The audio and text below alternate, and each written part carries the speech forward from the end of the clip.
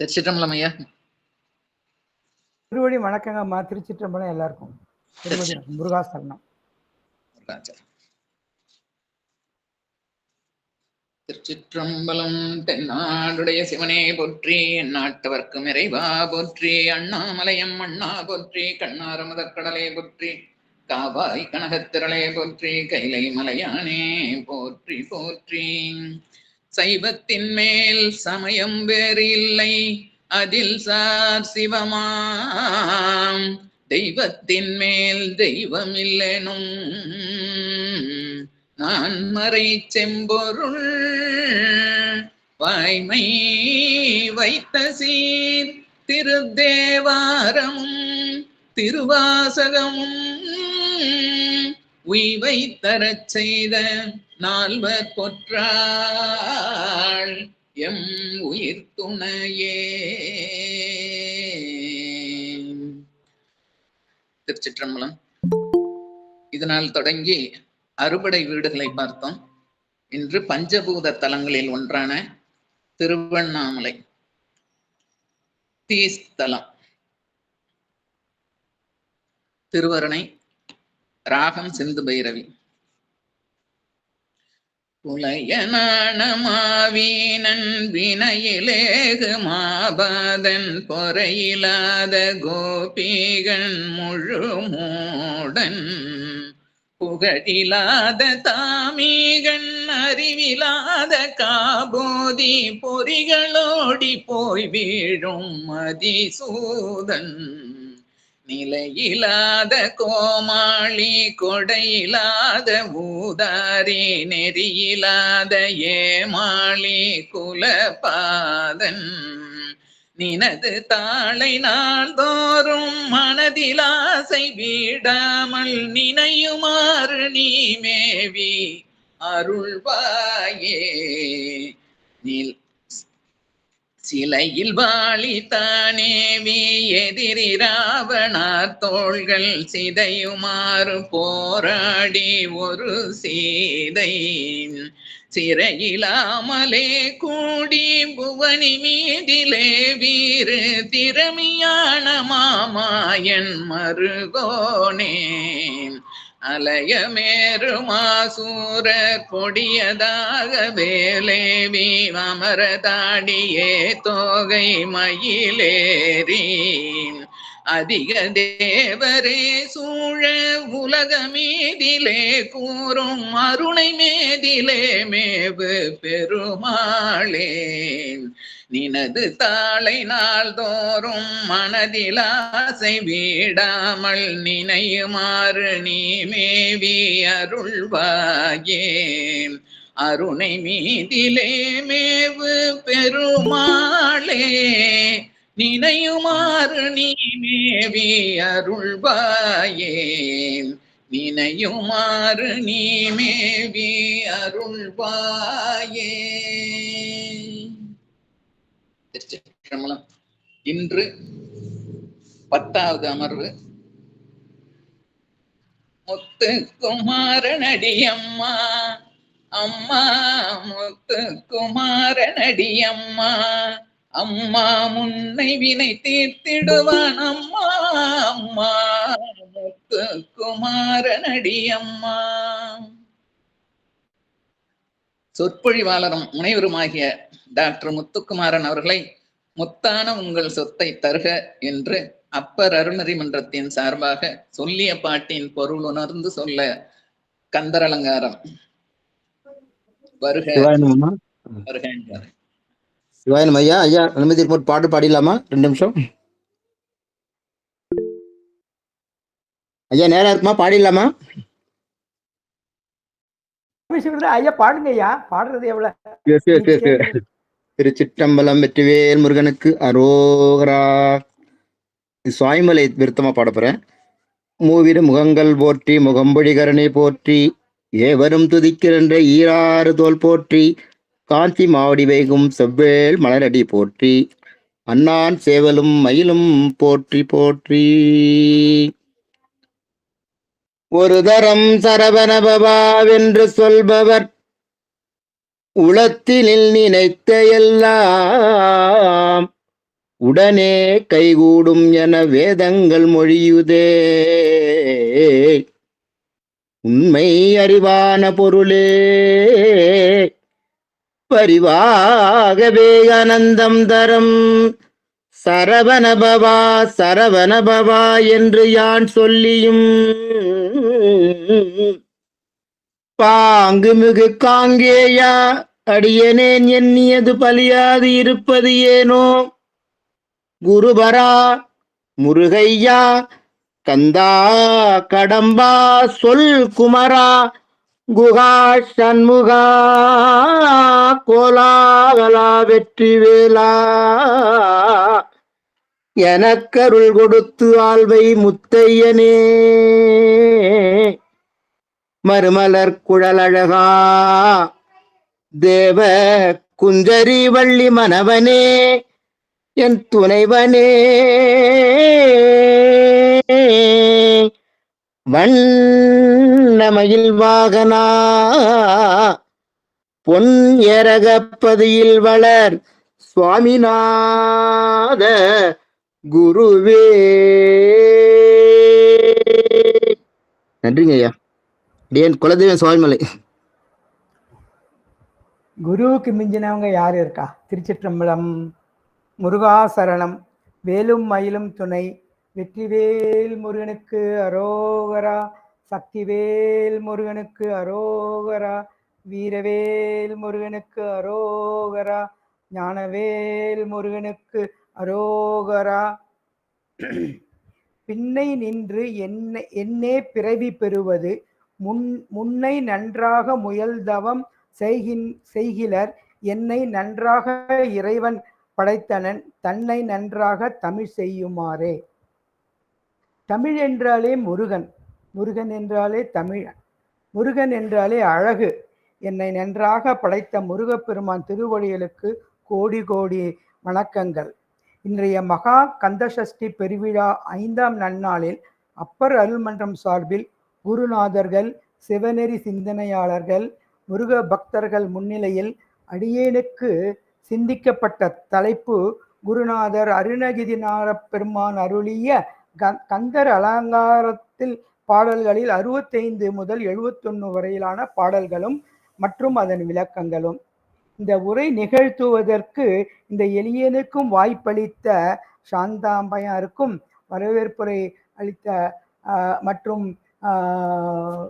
சுவாமிமலை குருநாதர் குருவுக்கு குருவான குருநாதர் பாடலை பாடி ஐயாவுக்கும் நன்றி சொல்லி, இணையத்தில் குழுமியிருக்கும் ஆகச் சிறந்த குருநாதர்கள், மெய்யடியார்கள் அனைவரின் திருவடிகளை அடியேனது மெய் மனம் மொழிகளால் வணங்கி மகிழ்கின்றேன்.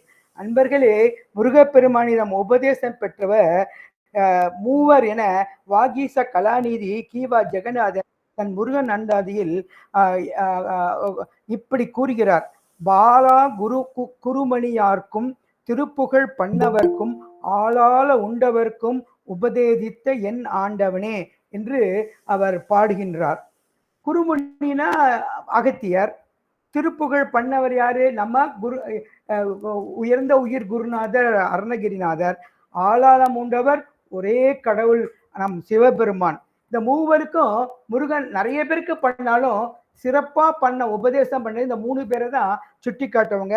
இதை நம்ம வாரியார் சுவாமிகள் ஒவ்வொரு கூட்டத்திலையும் பேசப்படும் கடவுளர் நம்மளை பொறுத்தவரைக்கும் ஒரே கடவுள் சிவபெருமான் தான். அவரது இன்னொரு அம்சம் தான் முருகப்பெருமான் இல்ல ஆறுமுக சிவம். மற்றவங்களெல்லாம் நம்ம தெய்வம்னு சொல்லுவோம். பட் ஐயா கிருபானந்தவர் ஐயா புரியறதுக்காக எளிய மொழியில மற்றவங்களுக்கு புரியறதுக்காக பேசப்படும் கடவுள்களில் மிகச் சிறந்தவர் சிவபெருமான்,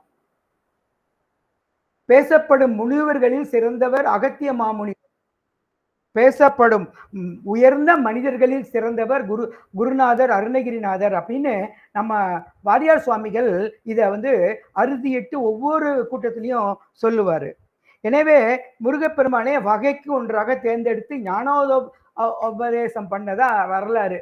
ஐயா இன்னைக்கு நமக்காக அந்த சுவாமி மேலே அவரை குலதெய்வமா வணங்கி நமக்கு அந்த குருநாதரோட பாட்டை பாடி நம்மளை ரொம்ப மகிழ்விச்சாங்க. ஆனால் முருகப்பெருமானை நினைச்சாலே எண்ணிய எண்ணங்கள்லாம் நிறைவேறும். முருகன் என்றாலே நமக்கு என்ன ஞாபகம் வரும்? வேலும் மயிலும் சேவலும் நினைவுக்கு வரும். வேலை வணங்கினாலே வேலவன் நற்பலங்களை அருள்வார் என்பது ஆன்மீக மொழி. ஆதி காலத்திலிருந்தே வேல் வழிபாடு உண்டு. அது முருக வழிபாடாக தான் இருந்தது. இன்னைக்கும் முருகன் கோயில போனீங்கன்னா ராஜகோபுரத்துல மற்ற எல்லா கோயிலை விட இந்த ராஜகோபுரத்துல ஒரு பெரிய வேல் இருக்கும். வேலை வணங்கிட்டு தான் நம்ம எல்லாம் உள்ளே போவோம். இதே இதுல நம்ம இந்த பக்கம் திருநெல்வேலி பக்கம் தூத்துக்குடி மாவட்டத்துல கோயில்பட்டின்னு ஒரு பெரிய ஊர் இருக்கு. அங்க கதிரேசன் மலைன்னு வேலுக்கு மட்டுமே உருவான மலை இருக்கு. அங்க வேலே வேலாயுத மூர்த்தியா அருள் புரியதா அருள் புரிஞ்சு கொண்டு இருக்கிறாரு. அதே மாதிரி பாத்தீங்கன்னா இலங்கையில ஆல்மோஸ்ட் எல்லா பெரிய கோயில்களிலும் வேல் வழிபாடு மட்டும்தான் இருக்கு. அது நல்லூர் கந்தசாமியா இருந்தாலும் சரி, கபிலவன கந்தன் திருக்கோயிலாலும் சரி, அந்த வேலை வணங்கினாலே நம்ம முருகப்பெருமானையும் நம்மளோட வள்ளி தெய்வானை வணங்கினையும் நம்ம பெரிய கடவுளரான சிவபெருமனை வணங்குவதற்கு அது சமமாக தான் இருக்கும். அப்படிப்பட்ட சக்தி வேலை, அப்படிப்பட்ட வெற்றி வேலை, அப்படிப்பட்ட ஞான வேலை இன்னைக்கு நம்ம சிக்கல்ல நம்ம சிங்கார வேலை இருக்கு. 5ஆம் திருநாளான இன்று நம் நெடுவேல் கண்ணி அம்மையார் இன்னைக்கு தரப்போற நாள்ங்கிறது இன்னைக்கு ஒரு சிறப்பான நாள். அதை நம்ம மனக்கண்ணால நினைச்சு பார்த்தாலே நமக்கு சந்தோஷம். இன்னைக்கு 5ஆவது நாள்ல அந்த அம்மா வேலை வணங்கும் போது அந்த எப்படி உங்களுக்கு அந்த அந்த வியர்வை துளிகள் வரும் அப்படிங்கிறது நம்மளால நினைச்சு பார்க்கவே மெய் சிலிர்க்கும். அந்த வேலையை எடுத்துட்டு போய் தான் நாளைக்கு அதுக்காக தான் நம்ம எல்லாம் தவம் இருக்கோம். ஒவ்வொரு ஆண்டும் நம்ம உயிரை கொடுத்து உள்ளத்தை கொடுத்து உருக வச்சு உணர வச்சு ஒவ்வொரு தடவையும் நம்ம சஷ்டி விரதை இவ்வளோ வருஷ காலமா நம்ம இருக்க வச்சு நம்ம உலகத்தை உய்ய வைக்கிற முருகப்பெருமான் நாளைக்கு ஜெயந்திநாதரா போய் ஜெயந்திபுரத்துல சூரனை சம்ஹாரம் பண்ண போறாரு.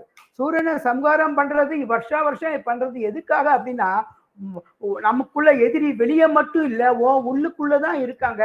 அந்த உள்ள எதிரிய நீ நீக்கினாலே ஒவ்வொரு வருடமும் புத்துணர்ச்சியோட நீ வெளியே வந்து நீ என்னை உணர்ந்து என்னை திருவடியை அடைய முடியும் அப்படிங்கிறத தன் சக்தி வேளால அம்மை கொடுத்த ஞான வேளால அதை நமக்கு சுட்டி கட்டுறாரு. மீதி 11 கரத்துக்கு நம்ம சிவபெருமான், நம் தந்தையார் சிவபெருமான் தான் தென்சேரி மலையில கொடுத்ததா ஒரு ஐதீகம். இது ஒரு இன்ஃபர்மேஷனுக்காக, ஒரு குறிப்புக்காக. தென்சேரி மலைங்கிறது கோயம்புத்தூர் பக்கத்துல இருக்கு. அங்க 11 கரங்களுக்கும், ஏன்னா 12 கரம் நம்ம பெருமானுக்கு, அந்த 12 தோலை தான் நம்ம 12 தோலையும் 12 திருக்கண்ணையும் 12 திருக்கரங்களையும் 12 திருக்கண்ணையும் தான் நம்ம சொல்லிகிட்டே இருப்போம். நம்ம அந்த 11 கரங்களுக்கும் நம்ம தென்சேரியில உள்ள சிவபெருமான் நம்ம அந்த வேலாயுதனுக்கு கொடுத்ததா ஒரு ஐதீகம். இதெல்லாம் மனதில் வச்சுட்டு நம்ம குருநாதர் இயற்றிய அருணகிரிநாதர் நூல்கள் நவரத்ன நூல்கள்னு போற்றப்படும். அதுல சிறந்தது எப்பவுமே நீங்க பாத்தீங்கன்னா பூமாலை பாமாலை தான் என்னைக்குமே சிறப்பு மிக்கது. எல்லாரும் அலங்காரம் பண்ணுவாங்க. கல்யாண மாப்பிள்ளை, கல்யாண பொண்ணு, யாரா இருந்தாலும் என்ன, எல்லாம் நம்ம இயற்கை அழகு கண்டிப்பா இருக்கும். ஆனா நம்ம எல்லாரும் என்ன பண்ணுவோம், நமக்கு எப்படி விபூதி ஒரு மாலையா இருக்கோ அது மாதிரி சில பேருக்கு அந்த மேக்கப்பு அதெல்லாம் சொல்லுவாங்க. அதை பண்றதுக்கு ரொம்ப விசேஷமாங்க. சாதாரண உயிருக்கே அலங்காரம் பண்ணும்போது நம்ம முருகப்பெருமான் அவரா கேட்டாரு, முருகப்பெருமானுக்கு அலங்காரம் பண்ணா அவ்வளோ புண்ணியம். அது பூமாலையா இருந்தாலும் பாமாலையா இருந்தாலும் அது அவ்வளோ விசேஷம். அப்படிப்பட்ட பாமாலைய 108 ரொம்ப முக்கியமான நம்ம பல ஐயாக்களும் பல அம்மாக்களும் இதை பல நம்ம இந்த தளத்துல நமக்கு விளக்கி இருக்காங்க. அந்த 108 பாமாலைய நம்ம முருகப்பெருமானுக்கு அவர் சூடியிருக்காரு.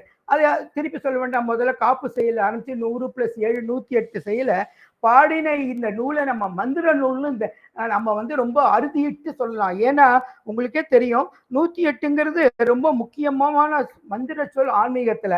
எந்த ஒரு மந்திரத்தையும் நீங்க 108 தடவை உச்சரிச்சாலே அது ரொம்ப நல்லது. நம்ம சிவன் பெருமானுக்கு நாமம் 108, நம்ம வைணவ பெருமாளான பெருமாளுக்கு நாமம் 108, வைணவ தலங்கள் 108.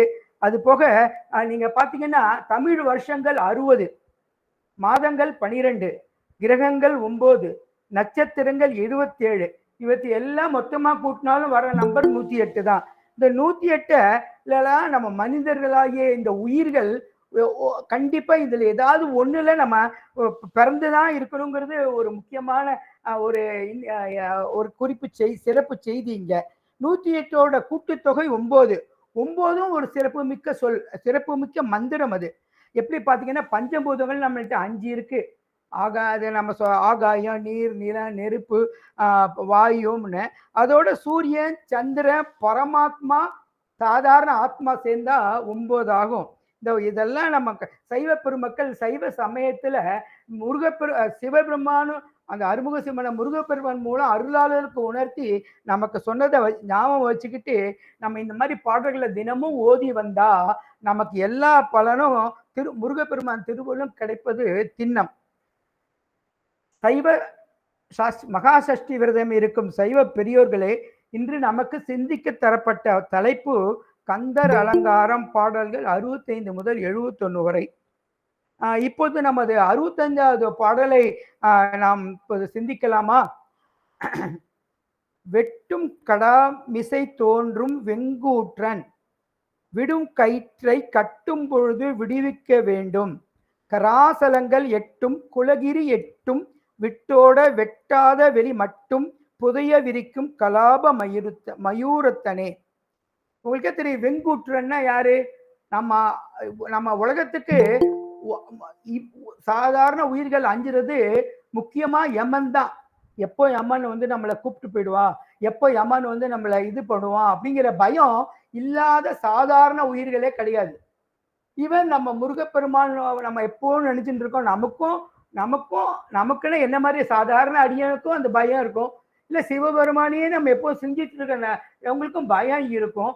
அந்த பயத்தை பத்தி கவலைப்படாதேன்னு நம்ம குருநாதர் அருணகிரிநாதர் போல உபதேசம் பண்ணவர் யாரும் கிடையாது.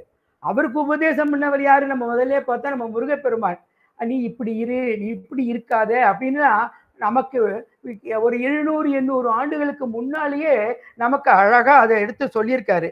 அப்ப அந்த நம்ம இதை வந்து நம்ம ஒரு சிறிது கொஞ்சம் விளக்கமா பார்த்தோன்னா, கொஞ்சம் அது பல மேற்கோள்ல சுட்டி காட்டினா நம்மளோட மனதில் அது கொஞ்சம் பதியறதுக்கு ஒரு நல்ல வாய்ப்பு உண்டு. நீங்க எல்லாம் தெரிந்த பெரியோர்கள் இருந்தாலும் எனக்கு தெரிந்த வகையில் எனக்கு தெரிந்த கருத்துக்களை உங்கள் முன் உங்கள் திருப்பாதங்களில் வைக்க விரும்புகிறேன். இப்போ நம்ம பார்த்தீங்கன்னா, நம்ம வந்து அந்த கயிற்றை வீசிட்டு தான் வருவாரு. இந்த கயிற்றை வீசிட்டு அது போடும்போது எல்லாருமே அதுல பாச கயிற்றுல மாட்டி தான் ஆகணும். உயர்ந்த உயிர்களான நம்ம பெரியவர், அத பெருமான் கருணை பெற்றவர் மட்டும்தான் அதை பத்தி பயப்பட மாட்டாங்க. இல்ல அவங்களை கண்டு நம்ம எம்ம பெருமான் அஞ்சி ஓடுவாரு. இந்த கருத்தை அருணகிரிநாதர் பல பாடல்ல சொல்லியிருந்தாலும் இந்த பாடல் அவர் என்ன சொல்றாரு? எருமையில வர கயிற பாசக்கத்தை வீசிட்டு வர யமனை நீ வந்து நான் எப்பொழுதும் உன்னை துதித்து கொண்டே இருப்பதால் தேவரீர் என்னை அவர்கிட்ட விடுவிச்சு என்னை காப்பாற்றி அருள வேண்டும் என்று அவர் அருணகிரி இறைஞ்சுகிறார். அவருக்காக அவர் சொல்லல, நம்மள மாதிரி உயிர்களுக்காக அவர் பாடி இருக்கிறார். அப்ப நம்ம என்ன செய்யணும்? நம்ம அந்த யம வந்துருவானேன்னு பயந்துட்டு இருக்கிறதோ, இல்லைன்னா இந்த உலகம் வந்து நமக்கு உள்ளேயும் வெளியும் எதிரி இருக்காங்கிறத விட்டுட்டு நம்ம முருகநாமத்தையும் சிவநாமத்தையும் சொல்லிக்கிட்டே இருக்கிறத இந்த கருத்தை அருணகிரிநாதர் மட்டும் இல்லை, பல அருளாளர்களும் பல பாடல்ல சொன்னாலும் யமன் தனது பாசக்கயிற்றை வீசி அஞ்சுவான்ட்டு அவங்க எல்லாம் குறிப்பிடுறாங்க. குறிப்பா திருப்புகழ் பாடல்ல கௌமாரன் 1136ல இலகிய வேலோ சேலோ ஒளிவிடு வாளோ போதோ யமன் விடு தூதோ மானே விடமீயோ அப்படின்னு ஒரு பாடலை அவர் தொடங்குறாரு. புது பாடல தொடங்குறாரு. அதாவது முருகன் இருக்கிற ஒளி வீசுற வேலாயுதம் நம்ம கிட்ட, அவர்களோட வேலாயுதம் அருள் நம்மள்கிட்ட இருந்தா அது வந்து சேல் மீனோ இல்ல தாமரையோ, யமன் அனுப்பியுள்ள பாசக்கயிறோ இல்ல தூதனோ இல்ல மானோ இல்ல நஞ்சு நமக்கு கொடுத்தா கூட எல்லாவற்றையும் வெல்லக்கூடியது முருகப்பெருமானுடைய வேலாயுத ஆசிகள் பெற்ற உயிர்கள் அப்படிங்கிறாரு. அதனால நீங்க முருகனை எப்பவும் நினைங்க, வேலை எப்பவும் கும்பிடுங்க அப்படின்னு அவர் அழுத்தி சொல்றாரு. அது போக இந்த நம்ம கந்தர் அனுபூதிலையும் கந்தர் அலங்காரத்திலையும் பல இடத்துல நம்ம எப்படி அந்த கூட்டத்தை வந்து வெண்கூட்டத்தை வந்து எப்படி நம்ம விலகி ஓடணும், அதாவது விலகி தைரியமா முருகப்பெருமானையே நம்ம தொடரணும்னு அவர் சொல்லியிருக்காரு. இருந்தாலும் இந்த பாடலும் நமக்கு 10வது பாடல்ல பாத்தீங்கன்னா, கார்மாமிசை காலன் வரில் கலப தேர்மா மிசை வந்து எதிர்ப்படுவாய் தார்மார்ப வலாரி தலாரி எனும் சூர்மா மடிய துடு வேலவனே அப்படிங்கிறாரு. அதாவது அவன் கரிய எருமை மேல வந்துட்டு இருக்கும்போது அழகிய தொகையில வாகனத்துல வேலாயுத கடவுள் அவன் முன்னால தோன்றி இவன் என்னுடைய பக்தன், இவன் என்னை உணர்ந்தவன் அப்படின்னு சொல்லி நம்மளை காப்பாற்றுவாரு காத்தருள்வார் என்று போற்றி போடுவாரு. இதே மாதிரி அது அவரு இது முதல் 2 வரியில இந்த அர்த்தம் சொல்லுது. அடுத்த 2 வரியில பாத்தீங்கன்னா அவரு குளமலை யானைகள் அப்படின்லாம் சொல்றாரு. அப்படின்னா அது என்ன சொல்றாங்க?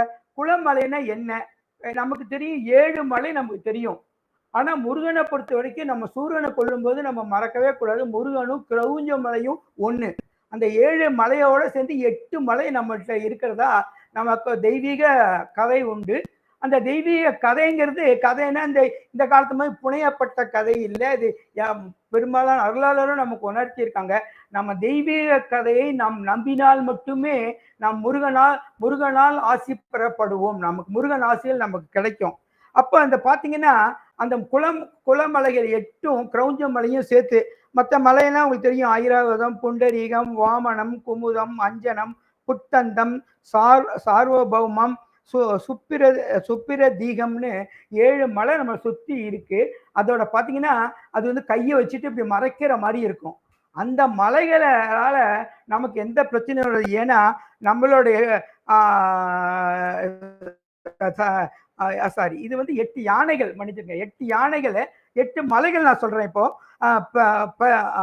பரியாத்ரா, ரிஷா, விந்தியா, சுக்திமத், மகேந்திரா, மலாயா, சாக்யா மற்றும் கிரௌஞ்ச மலைகள் 8 மலைகள் இருக்கு. இவங்கெல்லாம் நம்மள தத்தம் எடுத்துட்டு விலகிற மாதிரி நம்மளோட முருகப்பெருமான் ஆகாய பூரா மறைக்கிற மாதிரி நமக்கு மயில் முன்னால வந்து காப்பார். மயில் தொகை விரிச்சா அது பூராமே அது மறைச்சி இருக்கும். அப்படி இருந்து நம்மள அவர் காப்பாரு அப்படிங்கிறாங்க. பல திருப்புகள்ல இந்த 7 குலகிரிகளை பத்தி சொல்லியிருக்காங்க. 8வது குலகிரி வந்து நான் இப்பதான் சொன்னேன், நம்மளோட கிரௌஞ்ச மலையை நம்ம முருகப்பெருமான் வேளால குத்தி உடைச்சாருன்னு. இந்த 7 குலகிரிகளை பத்தி நிறைய பாடல்ல குறிப்பிட்டு இந்த 8 மலைகளையும் வென்றதுன்னா என்ன அர்த்தம்னா அசுரர்களை வென்றதற்கு இதுக்கு ஒரு அர்த்தமா நமக்கு அது பாடல்ல வர்ணிக்கப்படுகிறது. பாடல் 65ல இருந்து என்ன கத்துக்கிறோம்னா, நீ முருகன் நம்ம அவனை போய் பற்றிக்கிட்டா, அவனை தினமும் துதித்தால், தினமும் பாடி ஐயா மாதிரி நம்ம தினமும் பாவாலைய பாடிட்டே இருந்தா யமன் நம்ம கிட்ட வரமாட்டாங்க, எந்த விதமான துன்பங்களும் நம்ம கிட்ட வராது அப்படின்னு இந்த பாடல் நமக்கு விளக்குது. பாடல் 66ல நீர் குமிழிக்கு நிகர் என்பர் யாக்கை நில்லாது செல்வம் பார்த்து இடத்து அந்த மின் போலும் என்பர் பசித்து வந்தே ஏற்கும் அவர்க்கு இடவெண்ணின் எங்கேனும் எழுந்திருப்பார் வேல்குமரர்க்கு அன்பு இல்லாதவர் ஞானம் மிகவும் நன்றே அப்படின்னு ஒரு அழகான ஒரு வரிகளை அவர் நமக்கு முருகப்பெருமான் மேல பாடி இருக்கிறார் நமக்காக. ஏன்னா உங்களுக்கு தெரியும், மனித வாழ்க்கையே ஒரு நீர்க்குமிழி போனது. நீர்க்குமிழின்னு என்ன? நீங்க சும்மா இருந்தாலும் சரி, ஒரு கல்ல போட்டாலும் சரி, ஒரு நொடியில காணா போயிடும். இந்த மனித வாழ்க்கை அப்படிப்பட்டதுதான். இந்த மனித வாழ்க்கையை நம்ம தான் சொல்லுவோம், இது என் வீடு, என் செல்வம், என் குழந்தை, என் அப்பா, என் அம்மா, என்னோட நிலம், என்னோட இடம், நான் நிரந்தர தலைவன் அப்படிலாம் நீங்க சொல்லலாம். ஆனா நம்மளோட வாழ்க்கையும் என்னைக்கு நம்ம உடம்பு நம்மளை விட்டு போகுதுன்னு நம்மளால சொல்லவே முடியாது. அது நீர்க்குமிழிக்கு ஒப்பா அந்த காலத்திலேயே அவர் நமக்கு உணர்த்துறாரு, நான் தான் பெரியவன் அப்படிங்கிற எண்ணெல்லாம் இருக்கக்கூடாது. இன்னைக்கு நீ பெரியவன், இன்னைக்கு நீ பெரிய ஆபீசர், இன்னைக்கு நீ பெரிய மாணவர், பெரிய ஆராய்ச்சி மாணவர், நாளைக்கு நீ யாருங்கிறதே நமக்கு தெரியாது. ஆனா நீங்க முருகப்பெருமான நீங்க நினைச்சிட்டே இருந்தீங்கன்னா இந்த கவலைகள்லாம் நமக்கு மறைஞ்சிடும் அப்படிங்கிறது. ஆனா நமக்கு இதெல்லாம் தெரியுமா? நம்மலாம் அறியாத இல்ல அறிவு மங்கிய உயிர்கள் தான் பெரும்பாலானவங்க. அதனாலதான் நம்ம ஏங்கிறாங்க. நான் கட்டுமஸ்தான வாலிபன், நான் வளப்பான இளம்பெண், நான் நிரந்தர தலைவர் அப்படின்னு சொல்லிட்டே இருக்காங்க. இந்த நம்ம சாப்பிட்ற தினம் 3 வேளை சாப்பிட்றோம், அந்த சாப்பாடே தங்காது நம்மள்கிட்ட. அது எல்லாரும் அறிஞ்சது. நம்ம இப்ப சாப்பிட்றோம், இந்த அழகா எனக்கு மைசூர் பாக்கு பிடிக்கும், கோயம்புத்தூர் திருநெல்வேலி அல்வா பிடிக்கும், இல்ல சாத்தூர் காரச்சேவை பிடிக்கும் அப்படின்னு சாப்பிட்டு நம்ம அப்படியே வைத்துக்கொள்ளி அப்படியே நம்ம இருக்க போது நாம் என்ன விரும்பி சாப்பிட்டாலும் என்ன விரும்பாம சாப்பிட்டாலும் அது இயற்கையின் நியதிப்படினா நம்ம பெருமானின் கட்டளைப்படி அது வெளியே போய் தான் ஆகணும். அப்ப அதே மாதிரிதான் நம்ம இந்த உயிர்கள் என்னத்தை நீ ஆவுன்னு கத்துனாலும் உனக்குன்னு ஒரு காலம், அது இன்னைக்கா நாளைக்கா அடுத்த நொடியா இல்ல 100 ஆண்டு காலம் கழிச்சான்னு தெரியாது. அதை நீங்க மனதுல இருத்திட்டு இறைவனை நினைச்சுக்கிட்டே இருக்கணும். நீர்க்குமிழி போடும் வாழ்க்கை. அதனாலதான் சொல்லுவாங்க, சில செல்வந்தர்லாம் பாத்தீங்கன்னா பணம் பணம் பணம்னு அலைவாங்க. அந்த பணத்தை வச்சுக்கிட்டு யாராவது வந்து நம்ம சாப்பாடு கேட்டா கூட நான் எந்திச்சு போயிடும். அங்க வாசல்ல உட்காந்து நான் அதை செஞ்சேன் இதை செஞ்சேன்பாங்க.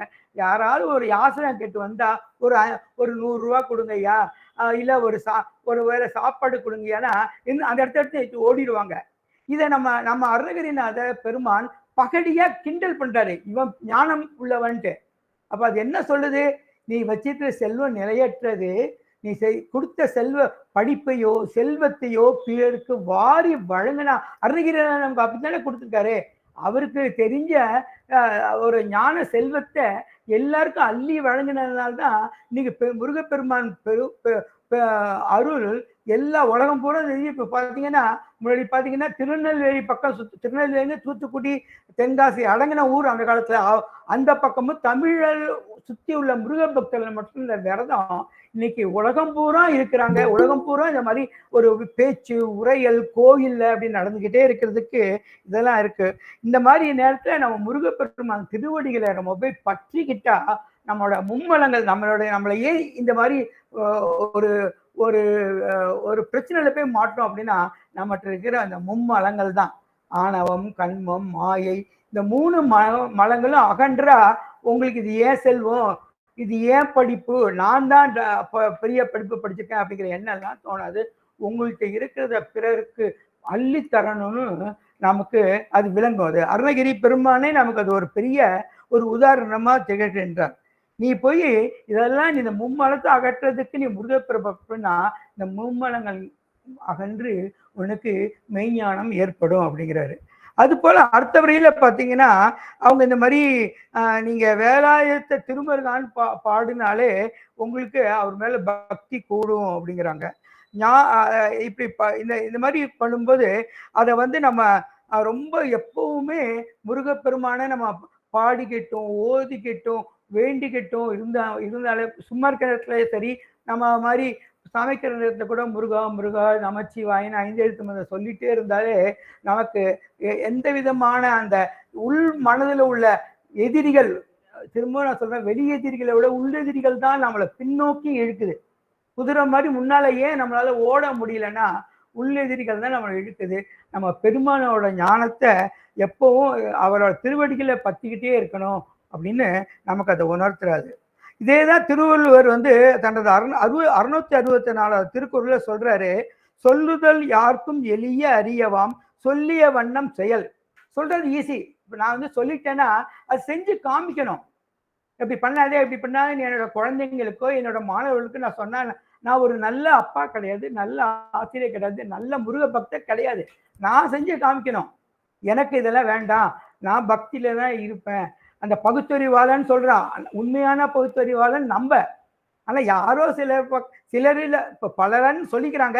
அவன் வீட்டுல போய் கும்பிடுவான், அவன் பகுத்தறிவாளன் சொல்லிக்கிறாங்க. ஆனா பகுத்தறிவாளருங்கிற வார்த்தை சாஸ்திரத்தையும் தோற்றத்தையும் நம்மளதான் குறிக்குது. ஏன்னா நமக்கு தான் அதை பகுத்து அறிய முடியும். இதை நீக்கு, இதை சேரு, இது கூட்டு, இதை பெருக்கு அப்படிங்கிற எண்ணம் வந்து ஒரு நல்ல சிவபக்தனுக்கும் ஒரு நல்ல ஒரு முருக பக்தனுக்கும் மட்டும்தான் நமக்கு இதுவும். ஸோ ஒரு செயலை இவ்வாறு செய்து முடிக்கலாம் அப்படின்னு அட்வைஸ் பண்றத போறதுக்கு முன்னாடி அருணகிரிநாதர் கொண்டு எல்லா அருளாலும் நம்ம என்ன சொல்லலாம்னா, நீ செய், நீ முடித்து காட்டு, பின் பிறருக்கு அறிவுரை சொல்லுன. அருணகிரிநாதர் அப்படிதான் பண்ணி காமிச்சாரு. அதனாலதான் இன்னைக்கு அருணகிரிநாதர் உலகம் பூரா அறியப்படுறாரு. அவரை பத்தி நம்ம முருகனை நம்ம பாடினாலே நம்ம அருணகிரிநாதரை பாடுவோம்.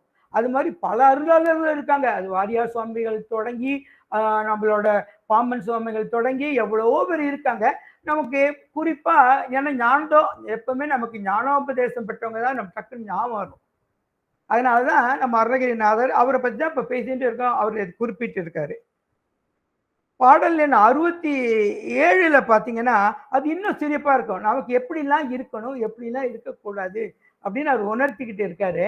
அவர் ஏன் அப்படி பண்ணாருன்னா, அவர் அந்த காலத்துல அதுவும் அதை வந்து நம்ம நம்புறது அடிகளாரோட இருப்போம். அவர் அப்படி இருந்தாரு, இப்படி இருந்தாரு அப்படின்னு சொல்லி அதுக்கப்புறம் நம்ம முருகப்பெருமான் அருள் புரிஞ்சாருங்கிறாங்க. நம்ம அதை பத்திலாம் நம்ம இப்ப கவலையே படக்கூடாது. அது வந்து உண்மையா பொய்யான்னு உள்ளெல்லாம் போக வேண்டாம். அப்படியெல்லாம் ஒருவேளை இருந்தாலும் நம்ம முருகப்பெருமான் வந்து நம்மளோட நாக்குலயோ இல்ல உள்ளத்திலேயோ எழுதி நம்மள திருந்த வச்சு பெரிய ஞானி ஆக்குவார்னா உண்மையிலேயே ஓரளவு நம்ம நல்ல, ஏன்னா நம்மளை பத்தி நம்மளே பெருமையா சொல்ல முடியாது. பட் ஓரளவு நம்ம நல்லவங்களா இருக்க போய் தான் நம்ம எல்லாம் இங்க கூடியிருக்கோம். நெற்றியில திருநீர் பூசி நம்ம வந்து முருகனை பத்தியோ பெருமானை பத்தியோ அல்ல நம்ம 5 எழுத்து மந்திரத்தையும் நம்ம சொல்லிக்கிட்டே இருக்கோம். நம்ம சும்மா இருக்கணும். ஆரம்பிக்கிறதுக்கு முன்னாடி சும்மா இல்லாம ஒரு தேவாரம் பாடுறோம், திருமுறை பாடுறோம், இல்லைன்னா நம்ம ஒரு திருப்புகழை பாடிட்டு இருக்கோம். ஸோ அதனால இந்த 67வது பாடல்லையும் அவர் சொல்றாரு, பெருதற்கற்கைய பிறவியை பெற்று நின் சிற்றடியை குறுகி பணிந்து பெற கற்றறிவேன் மத கும்ப கம்பத் தருகன் சிறுகன் சங்கிராம சைல சரசவல்லி இருகத் தழுவும் கடகாசல பன்னீரு புயரே. நான் ஏற்கனவே சொன்னேன், அவரோட பன்னீர் கண்ணை பார்த்தோம், அவரோட பன்னீர் கரத்துல வேலும் 11 வஜ்ராதயங்களையும் நம்ம பார்த்தோம். அந்த பன்னீர் தோல் வலிமை இருக்கு பார்த்தீங்களா, அது ரொம்ப முக்கியமானது. அதுவும் அவர் வந்து வள்ளியோடு இருக்கிற இதை வந்து, வள்ளினா தெய்வானையும் நம்ம என்ன இச்சா சக்தி கிரியா சக்தினா நம்மளால பிரிக்க முடியாது. வள்ளியோடு அவர் வந்து இருக்கிறப்போ அந்த மகாசக்தி வேலு மயிலு வள்ளி நம்மளோட தெய்வானை இருக்கும்போது முருகப்பெருமான் யார் மூலம் வேணாலும் உங்களுக்கு அருள் புரிவார். எப்படி சாதாரண யமனே தூதுவன் அனுப்புவான், பாசக்கயிறை வீசுவான், ஏதாவது பண்ணும்போது நம்ம முருகப்பெருமானுக்கு எத்தனையோ வழி மூலம் நமக்கு வந்து நம்ம பெருமான் சக்தி மூலம் நமக்கு அருள் சக்தி கொடுக்குற மாதிரி இந்த பெருமான் இப்படி கொடுக்குறாரு, நமக்கு இவ்வளவு வழியில கொடுக்குறாரு. ஸோ அருணகிரிநாதர் தன் குறையை எண்ணி வந்திய பாடல் இது ஆகும். இந்த பாடலை பார்த்தா பெறுவதற்கு அரிய மனித பிறவியை அப்படின்னா என்ன அர்த்தம்? இந்த பிறவி வந்து நம்ம என்னையா வாழ்க்கை, இது என்ன மனித வாழ்க்கை, எனக்கு என்ன கிடைச்சிருக்கு, என்ன 3 வேளை சாப்பாடு கிடைச்சா போதாதா, நம்ம சாமி கும்பிட்டா போதாதா, நம்ம என்ன சொல்லுவோம், அவனுக்கு அது கிடைச்சிருச்சு எனக்கு இது கிடைக்கல அப்படிங்கிற இதுலேயே தான் நம்ம வாழ்ந்துட்டு இருக்கோம். ஆனா ஔவையாரே பாடியிருக்காரு, இந்த மாதிரி அரிது அரிது மானிடராய் பிறத்தல் அரிது அப்படின்னு பாடியிருக்காப்போ. அப்போ நம்ம இந்த மனித பிறவியை நம்ம போட்டி புழ வேண்டாமா, அந்த பெருமானை எப்ப பார்த்தாலும் நினைச்சு உய்ய வேண்டாமா நம்ம? அதனாலதான் அவர் சொல்றாரு, பிறவி பெருங்கடலில் மனித பிறவி மிகவும் அரியது. எத்தனையோ பிறவி இருக்கு. மாணிக்கவாசகர் நம்ம பாடியிருக்காரு, புல்லாகி பூடாகி புழுவாகி அப்படின்னு எத்தனை பேர் இருக்கு. புழுக்களும் சுவாமியை கும்பிடுது, பூடுகளும் சுவாமியை கும்பிடுது, சிலந்தையும் சுவாமியை கும்பிடுது. எத்தனை சரித்திரம் இருக்கு. சிலந்தையும் சுவாமி கும்பிடுது, யானையும் சாமி கும்பிடுது. இப்படிலாம் இருக்கும்போது உனக்கு ஒரு மனித பிறவி கொடுத்துருக்கானே, இந்த மனித பிறவி வச்சுட்டு எனக்கு இல்லையே அப்படிங்கிற அந்த கவலைப்படாதே, வருந்தாதே. அவர் தன்னை சொல்லிக்கிற மாதிரி நமக்கு தான் அது அறிவுரை சொல்றாரு. நீ வருந்தாதே, நீ உனக்கு கிடைத்ததை வைத்து சந்தோஷப்பட்டு முருகப்பெருமானை எப்பொழுதும் தேடிக்கொண்டிரு, இல்ல துதித்து கொண்டிரு அப்படின்னு அவர் சொல்றாரு. அப்படின்னா என்ன அர்த்தம்? நீ பூஜை பண்ணு, சரியை மூலம் பண்ணு, இல்ல கிரியை மூலம் பண்ணு. உன்னால என்ன முடியும்? நான் வீட்டுல இருக்கேன், என்னால முருகப்பெருமானுக்கு பாட்டு பாட முடியும், ஒரு பூமாலை போட முடியும், விரதம் இருக்கிறேன்னு சொல்லி இந்த வாரத்துல நம்மளால முடிந்தால் முருகன் இருக்க முடியும். அந்த 7 நாள் யாரு உங்களுக்கு தைரியமா, மற்ற நாள்லாம் ஒரு வேளை சாப்பிடல எனக்கு உயிர் போச்சுங்கும் போது இந்த 7 நாள் நம்ம சாப்பிடாம எப்படி இறைவன் இருக்க வைக்கிறாரு? அது நம்மளோட மனோபலம் அப்படின்னு வெளியே பந்தாவா சொல்லிப்பாங்க. அது அப்படி கிடையாது. அப்படின்னா நீங்க மாசத்துக்கு ஒரு தடவை 7 நாள் இருக்கலாமே, ஏன் கந்த சஷ்டி அப்ப மட்டும் நம்ம 7 நாள் இருக்கிறோம்? இப்ப யார் நம்ம கூட இருக்கா அப்படிங்கிறத யோசிச்சு பார்த்தாலே நமக்கு அதை புரியும். இந்த பிறவியை நம்ம சாதாரணமா எண்ணி விடாதீர்கள். மனித பிறவிதான் இந்த 84 லட்சம் உயிருங்கிறாங்க, ஊர்வனங்கிறாங்க, பரப்பனங்கிறாங்க, விலங்குகள்ங்கிறாங்க. அதெல்லாம் தாண்டி நமக்கு நம்ம வினைக்கு ஏற்ப நமக்கு இந்த பிறவியை கொடுத்துருக்காரு. இந்த பிறவியை எப்பொழுதும் நீங்க அதாவது இப்ப தமிழ்ல நம்ம முக்கியமான வார்த்தை என்னது, நேர்மறை எண்ணங்களை கொண்டுரு, அதாவது கெட்ட எண்ணங்களை தவிர்த்து நல்ல எண்ணங்களை மட்டும் உருவாக்கு அப்படின்னு சொல்லி வேதனையிலிருந்து எப்படி நம்ம வெளியே வரலாம் அப்படிங்கிறது நம்ம குருநாதர் நல்லா விளக்கிட்டு இருக்காரு. அதுதான் நமக்கு சிவபெருமான் நம்முடைய சஞ்சீத வினைகளுக்கு ஏற்ப நம்மை புழுவாக படைக்கிறார், பூச்சியாக படைக்கிறார், விலங்குகளாக படைக்கிறார், மனிதர்களாக படைக்கிறார், உயர்ந்த உயிர்களாகவும் படைக்கிறார். எப்போ பிரளய காலம் முடிகிற வரைக்கும் இது நடந்துகிட்டே இருக்கும். மேபி பெருமாளுக்கு 1,00,000 வருஷம், பிரம்மாவுக்கு ஒரு பல 1000 வருஷம், சாதாரண உயிர்களுக்கு ஒரு 100 வருஷம், சில பூச்சிகளுக்கு 1 நாள், சில பூச்சிகளுக்கு 10 நாள், சில விலங்குகளுக்கு 50 வருஷம் அப்படின்னு கொடுக்குறாரு. அதெல்லாம் என்ன அர்த்தம்? உங்க வினைனா உயிர்கள், என்னையும் சேர்த்து சொல்றேன், உங்கள நானும் ஒருத்தன் தான். மனித உயிர்களோ எந்த உயிர்களோ அவங்களோட போன பிறவி வினைகளுக்கு ஏற்ப நம்ம செய்யறோம். அதை விட்டுட்டு இந்த பிறவில வினை செய்யறேன்ட்டு அவனுக்கு கெடுத்து செஞ்சு அவனை எனக்கு கெடுத்துட்டான், அதனால அவன் வீட்டுல போய் குப்பையை போடுறேன், அவனை கொண்டு போய் அழிக்கிறேன்னு சொன்னா இந்த தடவை வினை சேரும், நிகழ்கால வினை சேரும். இன்னும் கொஞ்சம் விட்டீங்கன்னா அப்புறம் ஆகாமியங்கிற எதிர்கால வினையும் சேரும். இதெல்லாம் நமக்கு தேவையா? நம்ம வினைகளை பற்று விலகணும் அப்படின்னா நம்ம முருகப்பெருமானோட திருவடிகளை மட்டும்தான் நம்ம எந்நேரமும் நினைத்து கொண்டே இருக்க வேண்டும். அப்பதான் நீங்க பகுத்தறிவாளன். ஊர்ல சொல்ற பகுத்தறிவாளனை பத்தி நீங்க கவலையே படாதீங்க. அவங்க பகுத்தறிவாளன் அவங்க சொல்லிக்கிட்டு போட்டோம். உண்மையான பகுத்தறிவாளன் ஒரு சிவபக்தன், அவன் முருக பக்தன். அவன்தான் பழைய வினையை எப்படி நீக்கணும், நிகழ்கால வினையை, அதாவது பிராரத்தம்ங்கிற நிகழ்வான வினையை நம்ம எப்படி தடுக்கணும், ஆகாமிங்கிற எதிர்வினை எப்படி ஏற்படாம இருக்கணும், நம்ம எல்லாம் தெரிஞ்சுக்கிட்டாதான் நமக்கு அதை நம்ம இருவினை ஒப்புங்குவாங்கல்ல, துன்பமும் எனக்கு ஒண்ணுதான், இன்பமும் எனக்கு ஒண்ணுதான். ஏன்னா நமக்கு நல்ல நியூஸும் நமக்கு நிறைய கிடைக்கும், கெட்ட நியூஸும் நமக்கு கிடைக்கும். எல்லாத்தையும் என் முருகப்பெருமான் கொடுத்தது, என் சிவபெருமான் கொடுத்தது அப்படின்னு நம்ம ஏத்துக்கிட்டு நம்ம அதை நம்ம சந்தோஷமா பண்ணுனா நமக்கு கண்டிப்பா இந்த வீடு பேரு இன்பம் அப்படின்னு கிடைக்குமுங்க. வீடு பேரு இன்பம்னா நமக்கு இந்த உலகத்துல வாழற 10 வீடு, இந்த உயிர்களோட இன்பம் அப்படி கிடையாது.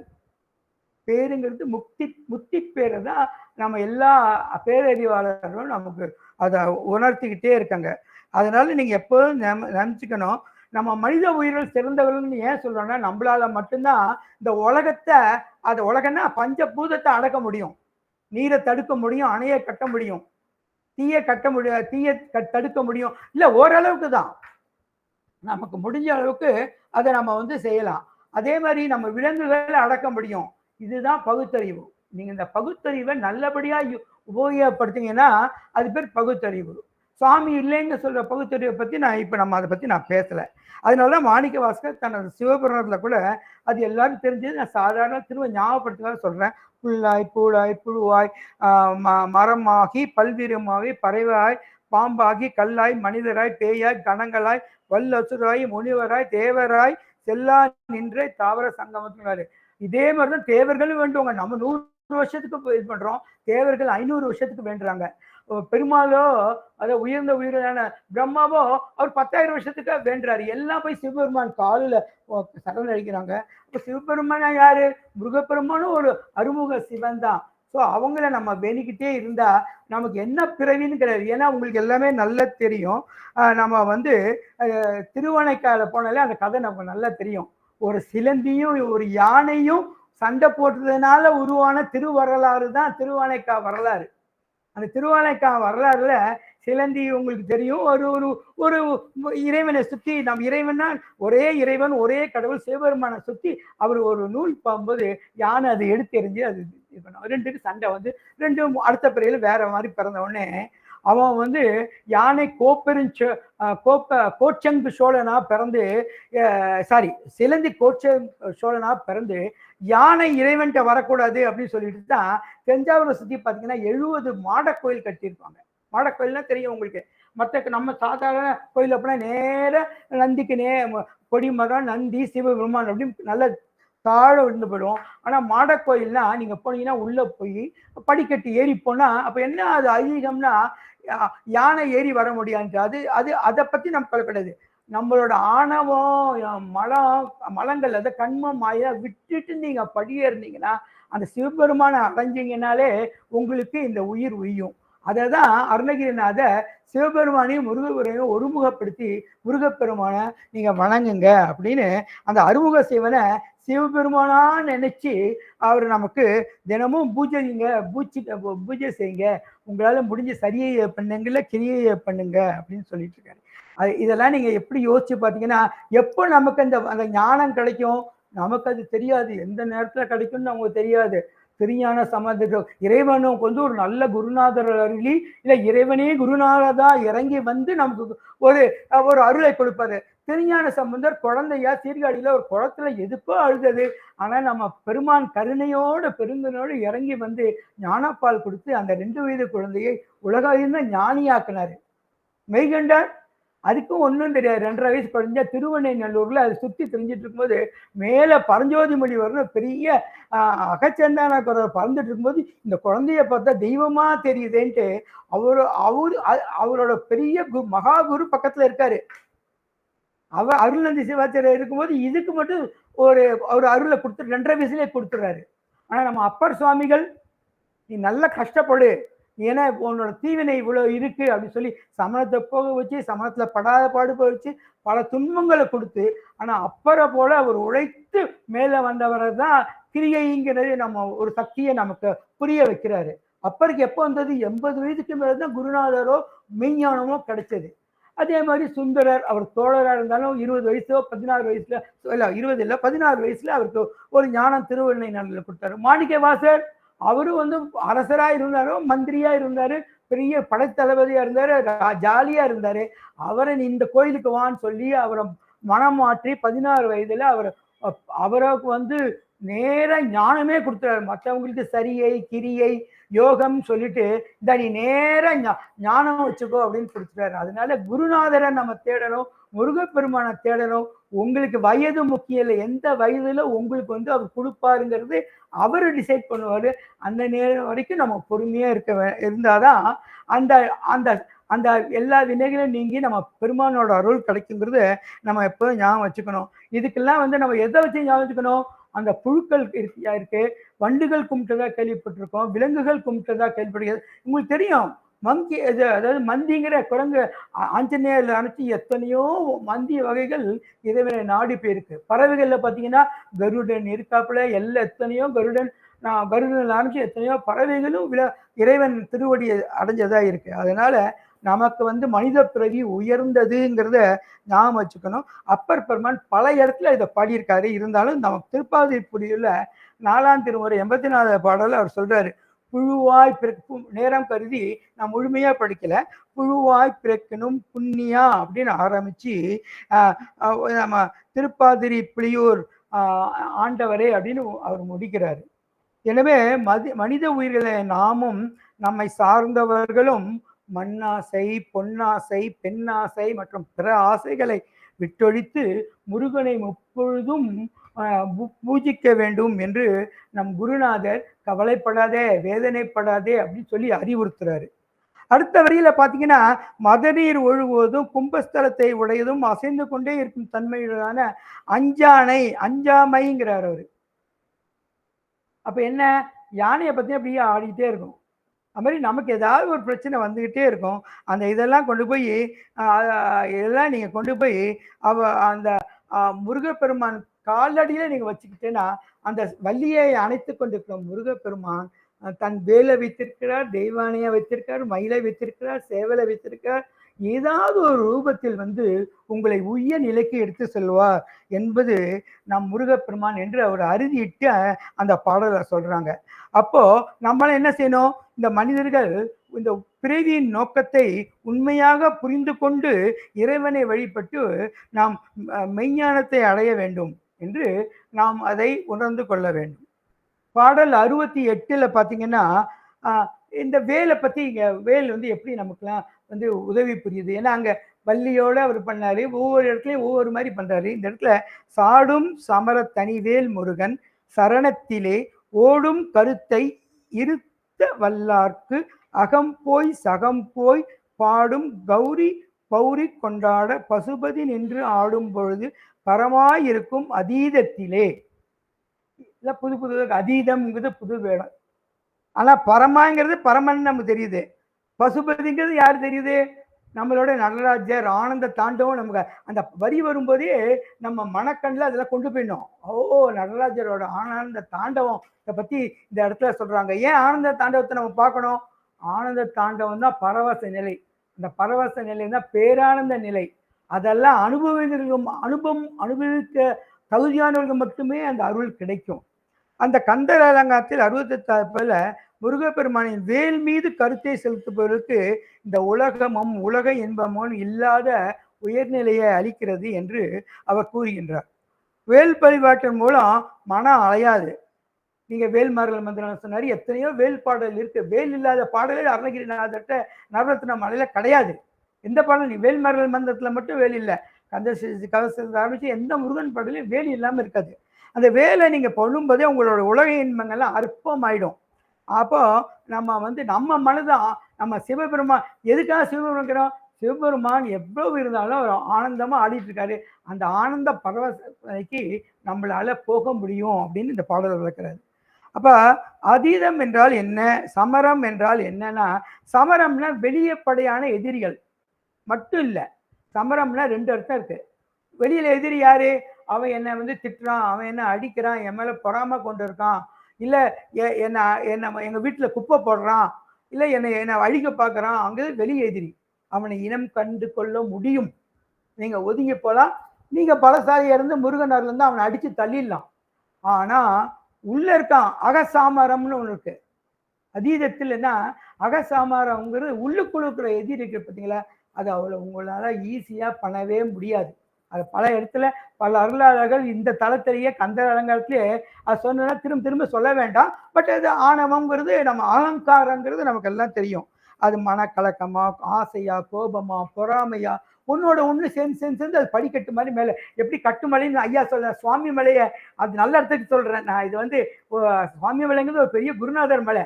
அது கட்டுமலைங்கிறது அடிக்கடிக்கு இருக்கிறது. கட்டுமலையை சுவாமிநாதனை பற்றி ஐயா பாடினாரு. அதே மாதிரி நம்ம இப்படி மனசுல அடிக்கிட்டே போச்சுன்னா நம்ம அந்த மலை எதிர்மலை ஆயிடும். அந்த இதெல்லாம் விடுங்கன்னு உள் போராட்டத்தை எப்படி அடக்குவதுன்னு இந்த பாடலை சொல்லி வேலோட மகத்துவத்தை நமக்கு விளக்குறாரு. ஸோ எல்லா வேலை முருகப்பெருமான் திருவடிகளை நம்ம நாடணும்னா அந்த வேலை அப்படியே கட்டி அணைச்சிட்டு வேலோட புகழ பாடினாலே முருகனை புகழ்ந்துதான் அர்த்தம். ஸோ நமக்கு புறசமரத்தை விட அகசமரம் தான் நம்ம அகசமரத்தை ஜெயிக்கணுங்கிறது தான் நம்மளோட குறிக்கோளாக இருக்கணும். அப்படி பண்ணீங்கன்னா அந்த கந்த கடவுள் நம்முடைய மலங்களை போக்கி அந்த சஞ்சீதம், பிராரத்தம், ஆகாமியம் இதெல்லாம் விலக்கி நம்மளை சத்தினிபாதத்துக்கு கொண்டு போவாரு. நீங்க அந்த நம்ம சித்தாந்த கருத்துக்கள் சிவபெருமானுக்கு என்னெல்லாம் உண்டோ அது அப்படியே நம்ம முருகப்பெருமானுக்கு பொட்டி பார்க்கறதுக்கு நமக்கு உரிமை உள்ளது. அந்த ஒப்பற்ற வேலாயத்துடைய திருமருகன் பெருமானின் திருவடிகளை நாம் பணிந்து தொழுதால் அறநெறிக்கு மாறுபட்டவர்களையும் நம்மகிட்ட இருக்கிற தீய வினைகளையும் ஈஸியா நம்மளோட ஓடி திரிகிற மனத்தை நம்ம அழைக்கலாம் அப்படின்னு சொல்றாரு. அப்படிலாம் நீங்க பண்ணீங்கன்னா நம்ம உமாதேவர் பாடி புகழ்கின்ற நம்ம சிவபெருமான், அந்த ஆனந்த தாண்டவம் ஆடுகிற நடராஜ பெருமான், ஆடல் உள்ளார் தில்லை கூத்தன், பசுபதீஸ்வரர் அவங்களோட திருவடிகள் நம்ம கண்ணுக்கு தெரியும். அந்த சிவயோகம் நம்மளை அடையும் அப்படின்னு அவர் நமக்கு இதை விளக்குறாரு. அப்ப நம்ம மனம் அழியாம மேன்மை பெறும்னா நம்ம குருநாதர் நம்ம முருகப்பெருமானையும் முருகப்பெருமான கூட இருக்கிறவங்களையும் எப்பவுமே தொழுதுகிட்டே இருங்க அப்படிங்கிறாரு. அதனாலதான் நம்ம எப்போதுமே இந்த அதீத நிலைங்கிறது என்னது? மேநிலை. முருகப்பெருமான் இல்ல நம்ம சிவபெருமானோட திருவடிகளை அடையிறதுன்னு இந்த 3 அடிகளை நினைச்சுன்னா உங்களுக்கு 3 குணமும் ஓடி போயிடும். 3 குணம் நம்மகிட்ட இருக்கு. இந்த எல்லா சத்தினி பதம் பசும்படி உங்கள்கிட்ட ராட்சச குணமும் இருக்காது, சாத்விக குணமும் இருக்காது, தாமச குணமும் இருக்காது. எல்லாம் இந்த எல்லாத்தையும் கொஞ்சம் கொஞ்சமா, ஏன்னா இது இல்லைன்னு நான் சொல்ல முடியாது இல்லை. எனக்கு என் குழந்தைங்க தவறு பண்ணா, என் பேர குழந்தைங்க தவறு பண்ணா கோபம் வரும். அப்போ எனக்கு அந்த குணம் நான் சாத்விகன்னு வெளியே ஷோ பண்ணிட்டு இருக்கேன். ஆனா ராட்சச குணம் என்கிட்ட இருக்கு, அது வந்துடும். ஐயோ கொஞ்ச நேரம் தூங்குறேன் அப்படின்னு நான் 11 மணிக்கு தூங்குறேன்னா இந்த உரையாடை நான் வர முடியாது. ஸோ இந்த குணங்கள் எல்லாம் நம்ம நீக்கணும். இதை நீக்கினா நம்ம கிடைக்கிற நிலை தான் நம்ம முத்தி நிலை. அதெல்லாம் அடையலாம் அப்படிங்கிறாரு. பாடல் 69 பார்த்தீங்கன்னா தந்தைக்கு முன்னம் தனி ஞான வாள் ஒன்று சாதித்தருள் கந்த சுவாமி என்னை தேற்றிய பின்னர் காலன் வெம்பி வந்தி பொழுது என்னை என் செய்யலாம் சக்திவாள் ஒன்றினால் சிந்த துணிப்பான் தனிப்பெரும் கோப திரிசூலத்தையே. தந்தைக்கு முன்னம் அப்படின்னா என்ன அர்த்தம்? ஐயா ரொம்ப எனக்கு அவர் பாடும்போது எனக்கு மெய் சிலுக்க வச்சிச்சு. சுவாமி மலையை பற்றி தான் சொல்றாரு. சுவாமி மலையில நம்ம பெருமான் வந்து சிவபெருமான், அதாவது குரு வந்து குரு தான் சிவபெருமான். குருக்கு குருநாதர் நம்ம முருகபெருமான் இருந்து அப்ப என்ன சொல்றாங்க அவங்க, நம்மளோட சிறியவங்களாலும் சரி பெரியவங்களாலும் சரி நமக்கு அவங்க ஞானம் கொடுக்குற மாதிரியில நமக்கு கருத்து சொல்ல வேண்டாம், நம்ம அதை பணிவோட கேட்கணும். நம்ம சிவபெருமான் முருகப்பெருமான் மூலம் நமக்கு அதை உணர்த்தி இருக்கிறாரு. அந்த சுவாமி மலையை ஐயா முதல்ல ஆரம்பிக்கும் போது ஞாபகப்படுத்துறேன். அந்த அந்த கருத்தை இந்த இடத்துல நமக்கு இந்த பாடல் விளக்குது. அது போக திரும்பவும் நம்ம எப்படி இந்த காலனா கரிய எரிமலை வர காலனை பத்தி கவலைப்படாதே அப்படின்னு சொல்லுது. தந்தையாகிய சிவபெருமானுக்கு ஒப்பற்ற மெய்ஞான உபதேசம் கந்த சுவாமி வந்து சுவாமி மலையில அருள்னாரு. அந்த ஞான வெளியுடன் கூடிய வேலை அன்னையிடம் இன்னைக்கு பெற போறாரு. ஏற்கனவே பெற்றுட்டாரு. நம்மள மாதிரி சாதாரண மனித உயிர்களுக்கு சிக்கல்ல போய் நெடுவேல் கண்ணியா இருந்து தன்னோட சிங்கார வேலனுக்கு அவர் கொடுக்க போறாரு. அன்னைக்கெல்லாம் இதை பத்தி நம்ம அதை பத்தி சிந்திக்கிறது உணர்றதுக்கெல்லாம் நமக்கு எவ்வளவு கொடுத்து வச்சிருக்கணும். நமக்கு அந்த தன்னுடைய பக்தனை தேடி வர யமனை கோபத்தோட போய் முருகப்பெருமான் எட்டி உதைப்பான. எப்படி நம்ம திருக்கடையூர்ல மார்க்கண்டேயரை காப்பாத்த யமனை நம்ம சிவபெருமான் எட்டி உதைத்தாரோ அதே மாதிரி இந்த வேலை வச்சுக்கிட்டு நம்ம இந்த வேலை இன்னைக்கு வேலை எப்பவும் வேலை கும்பிடுவோம், இன்னைக்கு ஸ்பெஷலா கும்பிடணும், இன்னைக்கு சாயந்தரம் அதை கண்ணால பார்க்கணும், இங்க உள்ள பேச்சை கேட்கணும். அப்போ கேட்கும்போது நமக்கு ஆட்டோமேட்டிக்கா நமக்கு வந்து அந்த யமன் வந்து நம்ம கிட்ட வரமாட்டான். யமன் வந்தாலும் நம்ம வேப்பட மாட்டோம். யமன் கூட்டு போறியா, கூட்டு போ, நான் எங்க போறேன், இந்த என்னோட வீட்டம்மா விட்டு போறேன், என்னோட குழந்தைங்களை விட்டு போறேன், என்னோட பேர குழந்தைகளை விட்டு போறேன். ஆனா யார்கிட்ட போறேங்கிறது இம்பார்ட்டன்ட். நான் சிவபெருமான்கிட்ட போறேன், முருகப்பெருமான்கிட்ட போறேன், டாட்டா அப்படின்னு சொல்லிட்டு நம்ம போனோம். அந்த சக்தியை இந்த முருகப்பெருமானோட வேல் கொடுக்குது அப்படின்னு அருணகிரிநாதன் சொல்றாரு. அதனால காலனால ஏற்படுற மரணம் பத்தி அது வந்து ஒரு அறியாமை. அந்த அறியாமை தான் நம்ம உயிரை அடிமைப்படுத்துது. அந்த அடிமையை போக்குறதுக்கு அந்த சக்தி வேல், ஞான வேல், வீரவேல், வெற்றி வேல் தான் நமக்கு அதை உணர்த்தும். அந்த அந்த வெற்றிவேல் உணர்த்ததுனால நம்ம மாயை, அகங்காரம், ஆசை, கோபம், இன்பம், துன்பம் எல்லாம் நம்மளுக்கு ஓடி போயிடும் அப்படின்னு இந்த பாடல்ல அவர் விளக்குறாரு. பல அருளாளர்கள் வேலியல் மகிமையை பத்தி சொல்லியிருக்காங்க. நம்ம குருநாத அருணகிரிநாதரும் வேல் வகுப்புலையும் பாம்பன் சுவாமிகள் நம்மளோட வேல்மரல் வகுப்புலையும் மந்திரத்திலையும் சொல்லியிருக்காங்க. துதிக்கும் அடியவர்க்கு ஒருவர் கெடுக்க இடர் நினைக்கின் அவர் குலத்தை முதலர் கலையும் எனக்கோர் துணையாகும் அப்படின்னு அந்த அந்த பாடல திருத்தணியில் ஊத்தருளும் பாடல்ல நமக்கு வரும். அப்ப என்ன சொல்றாரு, நீங்க நீங்க வேலனையோ வேலவனையோ இல்ல வேலையோ கும்பிட்டாலே உங்களை யாராவது உங்களை துன்புறுத்தணும்னு நினைச்சா, அழிக்கணும்னு நினைச்சா அந்த வேல் போய் அவங்கள அழிச்சிரும். இத்தனையோ நம்ம சரித்திரத்தை பார்க்குறோம். நிறைய அருளாளர்களும் சரி சாதாரண உயிர்களும் சரி நம்மள மாதிரி இதுல கருத்துல சொல்லுவாங்க. அதுல உண்மை கருத்தை எடுத்து நம்ம உணர்ந்து நம்ம அதை புரிஞ்சுக்கிட்டு அதை நம்ம பகைவரை பத்தி நம்ம கவலைவே கூடாது. பகைவரை முருகப்பெருமானோ முருகப்பெருமான் வேலோ பார்த்துக்கணும். அதே மாதிரிதான் கந்தர் அனுபூதியில் 44 பாடல்ல சாடும் தனிவேல் முருகன் சரணம் சூடும் படி தந்து சொல்லும் மீது அப்படின்னு எடுத்து பாடுற அந்த பாட்டும் பாடுறாரு. வேலை போற்றி போற்றி எல்லா பெருமானும் பாடிட்டு தான் இருக்காங்க. இது நமக்கு அடிக்கடி இதை பத்தி பேசினாலும் அதை ஞாபகப்படுத்திக்கிறேன். ஸோ இந்த வேலுங்கிறது அசுரர்களை மட்டும் ஒழிக்க போறது இல்லை, நாளைக்கு அசுரரை ஒழிக்க போறாங்க. இன்னைக்கு ஒழிக்க முன்னாடி தான் நடந்துட்டு இருக்குது. கவுஞ்சமலையை உடைச்சாச்சு, சூரபதுமன் சகோதரரை கொண்டாச்சு, சூரபதுமன் குழந்தைங்களை கொண்டாச்சு, தம்பியோட குழந்தைங்களை கொண்டாச்சு. அவன் மட்டும் நிற்கிறான், பல வேஷம் எடுத்துட்டு ஓடுறான், ஏமாத்துறான். ஏன் அப்படி? சூரபதுமன் ரொம்ப நல்லவனா இருந்தது நம்ம பெருமான்ட்ட வாங்கினாரு. ஆனா அந்த நன்றியை மறந்துட்டான். பெருமான் கொடுத்தது அப்படின்னு சந்தோஷமா இருந்து அடுத்த பிறகு கொண்டு போறது போல அவன் மறந்து ரொம்ப ஒரு திமிரா அவன் வந்து நடக்க ஆரம்பிச்சதுனால தான் எல்லாரும் போய் வேண்ட உடனே சிவபெருமான் வந்து ஒரு குழந்தைய அனுப்பிச்சாரு. குழந்தை தானே இவன், ரொம்ப அலட்சியமா நம்ம யாரும் அப்படி நினைக்க கூட, அந்த அறியாமை தான் அகற்றணுங்கிறாரு. இதெல்லாம் நமக்கு ஒரு பாடம்.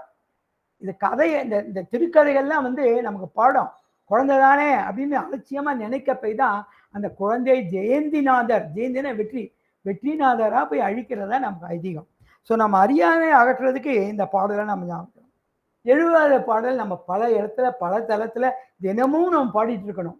விழிக்கு துணை திருமண் மலர் பாதங்கள் மெய்மை குன்றா மொழிக்கு துணை திரு முருகாயனும் நாமங்கள் முன்பு செய்த பழிக்கு துணை அவன் பன்னிரு தோளும் பயந்த தனி வழிக்கு துணை வடிவேலன் சொங்குடன் மயூரமுமே. வழிக்குத்துணை என்ன வழிக்குத்துணை? நான் இங்கேருந்து தஞ்சாவூர்லேருந்து கோயம்புத்தூர் போகிறதா, தஞ்சாவூர்லேருந்து சென்னைக்கு போகிறதா, இல்லை இன்னைக்கு தஞ்சாவூர்லேருந்து திருச்செந்தூர் போகிறதா, அது கிடையாது. வழிக்குத்துணை அதுக்கும் நம்ம முருகப்பெருமான் தேவை. நம்ம இறுதி யாத்திரைக்கு போகணும், அதான் வழி. எங்க போறோம்? நம்ம உயர்நிலைக்கு போகணும். நம்ம எல்லா உயிர்களும் உயர்நிலைக்கு போகணும். அந்த வழிக்கு நம்மளோட வீட்டம்மாவோ வீட்டுக்காரரோ வரமாட்டாங்க, குழந்தைங்களோ உறவினரோ உற்றாரோ வரமாட்டாங்க. அந்த முருகப்பெருமான் மட்டும்தான்.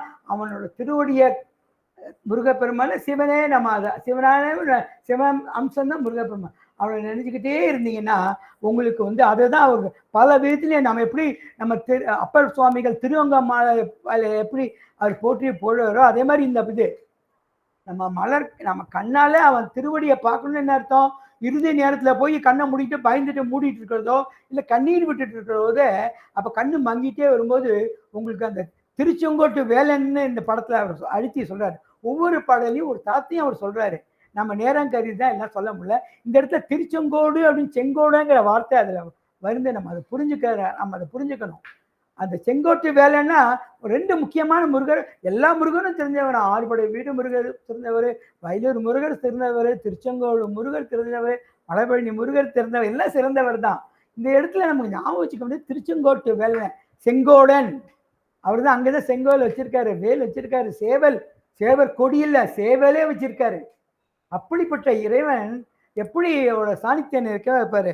அந்த கந்தலங்க 70வது பாடல எங்குள்ள எல்லாரும் இல்லை, சாதாரண மக்கள் கூட பாடிக்கிட்டே தான் இருப்பாங்க. அப்ப என்ன சொல்ல வராங்க அந்த பாடல்?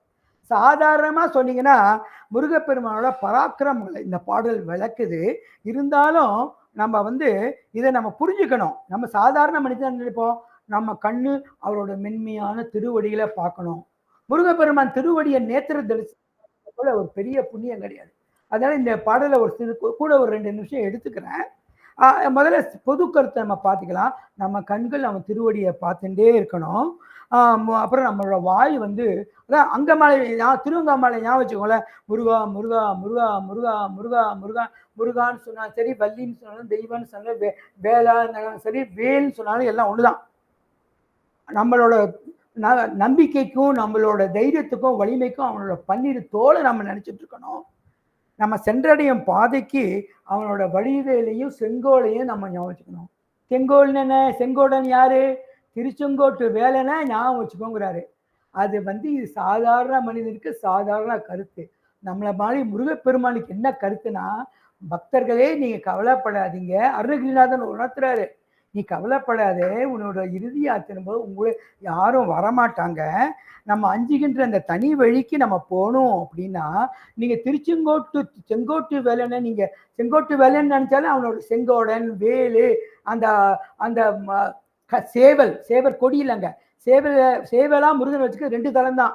ஒன்று வந்து தென்சேரியெல்லாம் வச்சுருக்காருன்னு நினைக்கிறேன். இன்னொன்று திருச்செங்கோடு. 2 இடத்துல அவர் சேவர் கையில் வச்சுருப்பாரு. மற்ற இடத்துல சேவர் கொடியாக வச்சுருப்பாங்க. அதனால தான் கோயம்புத்தூர் பக்கம் பார்த்தீங்கன்னா பூ வச்சு பார்க்குறதுமாங்க. பூ வச்சா நீங்கள் நினச்சது நடக்கும். அது வியாபாரம் தொழிலுக்குன்னு பார்ப்பாங்க. அதை பேசிகிட்டே போகலாம். நம்ம இங்கே முருகனோட பராக்கிரமத்தை தான் பேசிகிட்டு இருக்கோம். இந்த கூர்மையான வேலாயுதத்தையும் அந்த இப்போ பார்த்தீங்கன்னா அது அரசியல் பக்கம் நான் வரமாட்டேன், அது கிடையாது. இருந்தாலும் தமிழ்நாட்டிலேருந்து போன செங்கோல் அப்படிங்கிறது நீங்கள் வந்து சிவபெருமானோ இல்லை நம்ம முருகப்பெருமானோ கொடுத்த செங்கோல் அப்படின்னு நீங்கள் ஞாபகம் வச்சுக்கணும். அந்த செங்கோடன் யாருன்னா அந்த திருச்செங்கோட்டு வேலன் தான் நீங்கள் ஞாபகம் வச்சுக்கணும். ஸோ எனது விழிக்கு துணையாக இருக்கிறது அவனோட திருமல் பாதங்கள் அப்படின்னு சாதாரண மனிதர்கள் சொல்கிறாங்க. ஆனால் நம் பார்வைக்கு நம்ம அவனோட திருவடியை இது பண்ணா பற்றெல்லாம் விலகும். அதான் அர்த்தம். நமக்கு என்ன, நம்ம பற்று நம்மளை விட்டு போகணும், ஆசா பாசங்கள் நம்மளை விட்டு ஒழியணும். ஸோ சைவ பெருமக்களை நாம் என்ன பண்றோம், சிவ ஒழுக்கம் பின்பற்றி சாத்திரங்கள் தோற்றங்களை பயந்து நீரு பூசி 5 எழுத்து மந்திரம் ஓதி சிவபெருமானோ முருகப்பெருமானோ திருவடியை பற்றி கொள்வதுக்கு நம்ம டெய்லி நம்ம திருவடி தரிசனம் திருவடி தீட்சை அப்படின்னு தேடி தேடி போயிட்டே இருக்கோம். அப்படி நீங்க பார்த்தீங்கன்னா சுந்தரருக்கு நிறைய திருவதிகை அட்டாணத்துல கொடுத்தாரு. நம்ம திருநாவுக்கரசருக்கு திருநெல்லூர் தளத்துல கொடுத்தாங்க. மகாபாரதத்துல பார்த்தீங்கன்னா துரியோதனும் அர்ஜுனனும் சண்டை போட்டு போய் கிருஷ்ணரை பார்க்க போறாங்க. கிருஷ்ணர் கிட்ட அவரோட பாதத்துல உட்கார்ந்தவர் யாரு, நம்மளோட அர்ஜுனன். அவன் தைரியம் மன்னர்கள் அகங்காரத்துல போய் தலையில உட்கார்ந்தான். எந்திரிச்ச கிருஷ்ணர் யாரை பார்த்தாரு, தன் திருவடியை பார்த்த அர்ஜுனருக்கு தான் ஹெல்ப் பண்ணாரு. இதே மாதிரி நம்ம முருகன் திருவடியும் முருகன் காலனி தரிசனத்தையும் பார்க்கறது எவ்வளோ விசேஷம். இந்த இந்த தளத்துல நான் எப்பவுமே ஒவ்வொரு பாடலுக்கும் பல கோயிலை உதாரணம் சொல்லுவேன், நேரம் கருதி தான் இந்த இடத்துல சொல்ல. பட் இந்த இடத்துல நம்ம சில திருக்கோயிலை நான் ஞாபகம் வச்சுக்கணும். நீங்க எல்லாம் அந்த கோயிலுக்கு போயிருப்பீங்க, இனிமே போனாலும் குறிப்பிட்ட நேரத்துல போனா இந்த தரிசனத்தை உங்களுக்கு பார்க்கலாம். நம்மளால திருவடி தரிசனத்தை அடைய முடியும், அந்த நம்பிக்கைலாம் நடக்கிறோம். இல்லாட்டாலும் அந்த நிஜமான அதாவது இந்த ஊனக்கண்ணால கூட நம்ம திருவடி தரிசனத்தை பார்க்க முடியும் போது நீங்க பாத்தீங்கன்னா நமக்கு அதை நேத்திர தரிசனம் வாங்க. இந்த வியாழக்கிழமை போனீங்கன்னா திருப்பதியில பெருமான் நேத்திர தரிசனமா கொடுப்பாரு. அப்பதான் அவரோட உண்மையான உருவம் தெரியும். நம்ம சிவபெருமானுக்கு எந்த ஆசையும் கிடையாது, அவர் எப்ப பார்த்தாலும் நீங்க பார்க்கலாம். ஆனா முருகப்பெருமானும் அவர் ஆண்டியாவும் இருப்பாரு, ராஜகோலத்திலும் இருப்பாரு, நேத்திர தரிசனமும் கொடுப்பாரு. அப்ப நேத்திர தரிசனம் பார்க்கும்போது நிறைய இடத்துல கழல் திருவடிகள், அதை காலணிகள்னு கூட சொல்லுவாங்க. நம்ம சொல்லுவோம் சாதாரண மக்கள், அதை கழல்னு இறை வார்த்தையா சொல்லுவாங்க. நம்ம முருகப்பெருமான் கழல் அணிந்து நிறைய கோயில் இருக்காரு. ரொம்ப முக்கியமான கோயில் எல்லாருக்கும் தெரிஞ்ச சென்னை வடபழனி. காலையில 7 மணிக்கோ இல்லை அபிஷேகத்துக்கு முன்னாடியே நீங்க போய் அந்த அந்த குருக்கள்கிட்ட வேண்டிக்கிட்டீங்கன்னா, நீங்க வேண்டிக்கிட்டீங்கன்னா அந்த அந்த பாத தரிசனத்துல அந்த வலது காலை முன்னால வச்சுட்டு ஓடுற மாதிரி இருப்பாரு. ஏன் ஓடுற மாதிரி, அதுல காலணி தெரியும், அதாவது கழல் தெரியும்.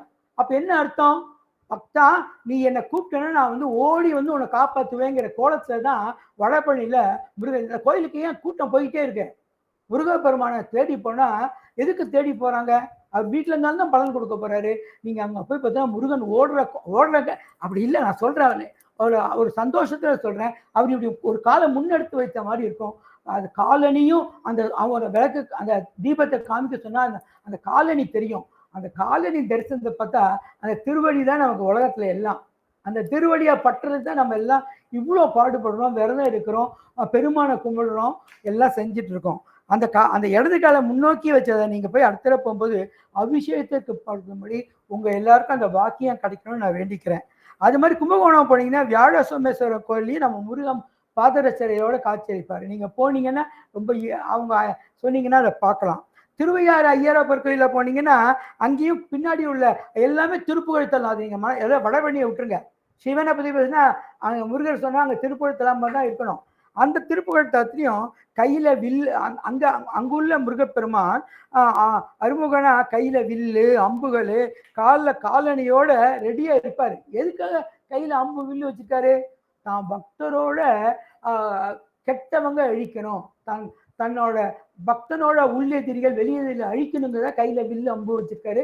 காலணி எதுக்கு போட்டுக்காரு, நம்ம எதுக்கு காலணி போடுவோம், வீட்டுக்குள்ள நம்ம காலணி இல்லாம இருப்போம், சில பேர் இந்த காலத்துல போடுவாங்க. ஆனா அந்த காலத்துல காலணியை வச்சுட்டு வெளியே போறதுக்கு, அது மாதிரி நம்ம பெருமான் ரெடியா இருக்காரு போறதுக்கு. பிரம்மபுரீஸ்வரர்னு இலங்கையில ஒரு கோயில் இருக்கு, பிரம்மபுரீஸ்வரர் கோயில். அந்த கோயில இப்போ பாழ இழந்து போயிருக்கு. அங்கேயே சிங்காரவேலர் போருக்கு செல்ற குளத்துல இருக்காரு. அது பார்த்தீங்கன்னா கொஞ்சம் முடிச்சிடுறேன், டைம்குள்ள முடிச்சிடுவேன். மதுரை உசிலம்பட்டி அருகில் உள்ள புத்தூர் சுப்பிரமணிய சுவாமி கோயில் இருக்கு. அங்கேயும் வேட்டை முருகனா இருக்காரு, ரெடியா இருக்க வேட்டையாடுறதுக்கு, எதிரிகளை உள்ள எதிரி வெளி எதிரி வேட்டையாடுறாரு. விருதுநகர்ல திருச்சூழியில பிரம்மபுரீஸ்வரர் கோயிலையும் உள்ள சிங்காரவேலர் போருக்கு செய்ய கோலத்துல தான் பாதக்கரோடு அணிஞ்சிருக்காரு. கன்னியாகுமரியில பண்ண குமர கோயிலும் கொஞ்சம் சின்ன மலை மேல இருக்காரு. அங்கேயும் அந்த கோயிலையே காலனி முருகன்னா அவருக்கு பேரு இருக்காருன்னு. இந்த திருவடி தரிசனத்தை நம்ம சாதாரண உயிர்கள் நம்மளோட ஊனக்கண்ணால பார்க்கறதுக்கு அது ரெடியா காட்சி தர்றா முருகப்பெருமான் இருக்காரு. தமிழ் என்றால் முருகன், தமிழுக்கும் தலைவன் முருகன். இந்த முருகன் நாமத்தை முப்பொழுதும் நம்ம சொல்லிக்கிட்டே இருக்கணும் அப்படின்னு நான் வேண்டிக்கிறேன். இப்படி வரும்போது நம்மளோட வினைகள் அனைத்தும் நீங்கிடும். ஸோ இதனாலே நம்மளுக்கு இந்த கருத்துல என்ன சொல்லணும்னா, கடைசி பாடலுக்கு முந்தின பாடல், நம்ம கடைசி யாத்திரையின் போது மனைவி, மகள், பேர குழந்தைகள், உறவினர், உற்றார், உறவினர் யாரும் வரமாட்டாங்க. நம்ம முருகனை வணங்கிட்டே வந்தோன்னா அந்த செங்கோட்டு வேலை வந்து நம்ம கூடயே வந்து நம்மளோட ஆன்மா உயர்றதுக்கு திருவடிகளை நமக்கு தரிசனம் கொடுத்துக்கிட்டே இருப்பான். நம்ம வாய் அவனை புழணும், நம்ம கண்ணு அவனை பார்க்கணும், நம்ம அங்கம் தொழணும், நம்மளோட மூக்கு அவனோட விபூதியையும் அவன் சந்தான அபிஷேகத்தையும் நுகர்ந்து கொண்டே இருக்க வேணும்னு சொல்லி அவர் வழி செல்ல வேண்டும் என்று கேட்கிறேன். கடைசி பாடலாக 71வது பாடல், துருத்தி எனும் கும்பித்து வாயுவை சுற்றி முறித்து அருந்தி உடம்பை ஒருக்கியெல்லாம் சிவயோகம் என்னும் குருத்தை அறிந்து முகம் ஆறுபடை குருநாதன் சொன்ன கருத்தை மனத்தில் இருக்கும் கண்டீர் முக்தி கை கண்டதே அப்படின்னு அருணகிரிநாதர் சிவயோகத்தை எப்படி அடையிறது முருகப்பெருமான கும்பிட்டா அப்படின்னு அழகா சொல்லித்தர. துருத்தி அப்படின்னா தெரியும். துருத்தின்னா என்ன? ஃபூன்னு ஊதி சில சமயம் உள்ள இழுக்க வேண்டியது இருக்கும். அதே மாதிரி நம்ம வந்து நம்ம என்ன பண்ணுவோம், முருகப்பெருமானை அடையின சிவபெருமான் கண்ணாபண்ணு யோகங்கள் செய்வோம். அந்த யோகம்லாம் செய்ய வேணாங்கிறது தான் சொல்றாரு. மூச்சை உள்ள இழுத்து மூச்சை வெளியே இழுத்து கடுமையா வலிமையை பயன்படுத்தி நம்ம இறைவன் அடைய வேண்டாம், ஈஸியா அடையிறதுக்கு வழி இருக்கு அப்படின்னு அவர் சொல்றாரு. உடல் வலிமையை பயன்படுத்தி யோகா மற்றும் மனதை கட்டுப்படுத்துவதை விட, உடல் அடக்கத்தை விட சிவயோகத்தின் முக்கியத்துவத்தை அறிந்து கொண்டு முருகப்பெருமான், அதாவது அருமுக சிவனான முருகப்பெருமானின் உபதேசத்தை மனதில் இருத்தி கொள்வதே மோட்சத்திற்கு வழிவகுக்கும், முத்தி நிலைக்கு கொண்டு போகும் என்று இந்த பாடல் கூறுகிறது. இது வந்து நிறைய கருத்துக்கள் இருக்கு. நேரம் கருதி இதெல்லாம் வந்து நம்ம உடம்புல இருக்கிற உடலை வருத்தாம நம்ம முருகப்பெருமானோட கருத்தை நம்ம ஃபாலோ பண்ணாலே நம்ம சிவயோகத்தை நம்ம அடையலாம் அப்படின்ட்டு அந்த அதை நம்ம நிலைநிறுத்தி நம்ம வாழ்ந்தா நம்ம மன சுத்தமாகி முத்தி பெரு கிடைக்கும் அப்படின்னு சொல்றாங்க. ஸோ யோகம் மற்றும் முருகப்பெருமான் திருவுளை நாம் பெற வேண்டும் என்றால் வாழ்க்கையில் நாம் கற்றுக்கொண்ட விடயங்கள் 3: சுருதி, யுக்தி, அனுபவம். சுருதினா என்ன? நீங்க நூல்களை படிக்கலாம். சுருதினா பல நூல்கள்னா சுருதி. அப்படின்னா என்ன? தோத்திரங்கள். இதுல உங்களுக்கு என்ன வேணுமோ அதை படிக்கணும். மருத்துவ நூலை படிச்சு நான் பெரிய அருளாளர் ஆகணும் அப்படின்னு அங்க போய் அவங்க காமசூத்திர நூலை படிக்க முடியாது. உங்களுக்கு எந்த சூத்திரம் வேணுமோ அதை படிச்சுக்கோங்க. இப்ப பாத்தீங்கன்னா இறைவன் திருநாளாலும் திருவருளால் தான் நம்மளால இந்த நூலெல்லாம் படிக்க முடியும். நம்ம குருநாதர் நமக்கு வேணும். கந்த சஷ்டி கவசம் படி யாரோ நமக்கு ஒரு சொல்லணும். ஒரு அப்பா குருநாதர் இருந்தோ, மகான் குருநாதர் இருந்தோ, முருகப்பெருமான் குருநாதர் நமக்கு சொல்லணும். அது மாதிரிதான் பாமன் சுவாமிகள் அப்படின்னா ஒரு அடிபட்டு, குதிரையில் அடிபட்டு கால் முறிஞ்சு ஆபரேஷன் பண்ணும்போது பண்ண திரும்ப அவங்க பக்தர்கள்லாம் சண்முக கவசத்தை பாடிக்கிட்டே இருந்தாங்களாம். சண்முகவசம் பாடி உயிரெழுத்து மெய்யெழுத்தையும் பாடிக்கிட்டே இருந்ததுனால அவருக்கு ஆப்ரேஷனே இல்லைன்னு ஒரு பெரிய கருத்து இருக்கு. அது மாதிரி பல பாமாலைகள் இருந்தாலும் நம்ம சஷ்டி கவசம் தான் பாடிக்கிட்டே இருந்தா, அதுவும் மகா சஷ்டி அந்த பண்ணா குழந்தை பையன் கிடைக்குங்கிறாங்க. இந்த மாதிரி நூல்களை படிக்கணுங்கிறது தான் நம்மளோட சுருதியா இருக்கணும், அதான் நோக்கமா இருக்கணும். யுக்தி என்ன? அதை படிச்சு உணர்ந்து குருநாதரை தேடணும். எதை படிச்சு உணரணும்? குருநாதர் எப்போ கிடைப்பாருலாம் நமக்கு தெரியாது. நீங்க உண்மையா இருந்தா மட்டும்தான் அவர் வந்து நமக்கு காட்சி தருவார். குருநாதரோ ஒரு இறைவனோ நமக்கு காட்சி தந்து, உனக்கு இந்த தீட்சை தரேன், நான் சொல்றதை நீ செய், நான் சொல்றதை நீ படி, அதான் நமக்கு வேதம், அதான் வாக்கியம், அதை ஃபாலோ பண்ணணும். அப்புறம் அதனால கிடைக்கிற அனுபவ அறிவை வச்சுதான் நம்ம இறைவன் திருவடியை அப்படியே அடையணும் அப்படின்னு இந்த பாடல் நமக்கு விளக்குது. எனவே சைவ பெரியோர்களை இதுகாரும் முருகனின் கந்தர் அலங்கார பாமாலைகளை உள்ளம் உருகி உணர்ந்து உங்களின் திருவடிகளை சென்னிமேல் சூட்டி வணங்கி மகிழ்கின்றேன். நாளை நடைபெறும் சூரசம்ஹாரம் நல்லபடியாக முடிந்து நாம் அனைவருக்கும் கந்த சஷ்டி விரத பலன்கள் கிடைத்தறில முருகப்பெருமானிடம் விண்ணப்பம் செய்வோம். தங்கள் அனுமதியுடன் கீழ்கண்ட பெருமான் வாத்துப்பாடுகளை பாடி எனது உரையை நிறைவு செய்கின்றேன். திருச்சிற்றம்பலம். வான்மிகில் வழாது பெய்க மணிவளம் சுரக்கவெல் செய்க, கோன்முறை அரசு செய்க, குறைவில்லாத உயிர்கள் வாழ்க, நான்மறை அறங்கள் ஓங்க, நற்றவம் வேள்வி மல்க, மென்மைகள் சைவ நீதி உலகம் ஆதிரும் தடந்தோல் வாழ்க, அறுமுகம் வாழ்க, வெற்பை கூறு தனிவேல் வாழ்க, குக்கடம் வாழ்க, செவ்வேல் வேரியம் மங்கிய வாழ்க, யானைதன் அடங்க வாழ்க, மாறியில்லா வழி வாழ்க, வாழ்க சீரழிலாம்.